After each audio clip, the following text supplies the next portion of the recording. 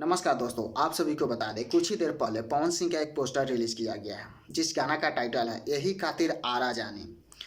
और कुछ दिन पहले खेसारी लाल यादव का एक गाना आया था जिस गाना का टाइटल है का करे आरा जालू। यानी पवन सिंह और खेसारी लाल यादव दोनों के विवाद में ये लोग गाना नहीं गा रहे हैं, एक दूसरे को जवाब दे रहे हैं। कोई गा रहा है का करे आरा जालू तो कोई गा रहा है यही खातिर आरा जाने। इन दोनों के विवाद इतना आगे बढ़ गया है कि भोजपुरी इंडस्ट्री दो भाग में बट गया है। एक पवन सिंह के सपोर्टर हो गए हैं, एक खेसारी लाल यादव के सपोर्टर हो गए हैं। पवन सिंह के जो स्टार सपोर्ट कर रहे हैं वो लाइव आके पवन सिंह की बड़ाई कर रहा है, जो खेसारी लाल यादव को सपोर्ट कर रहा है वो खेसारी लाल यादव को सपोर्ट कर रहा है।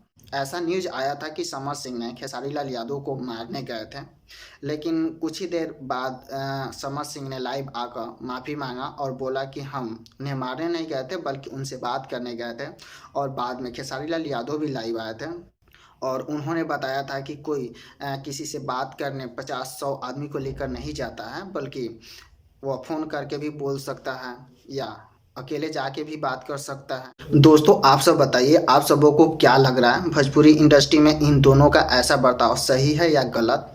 आप लोग कमेंट करके बताइए।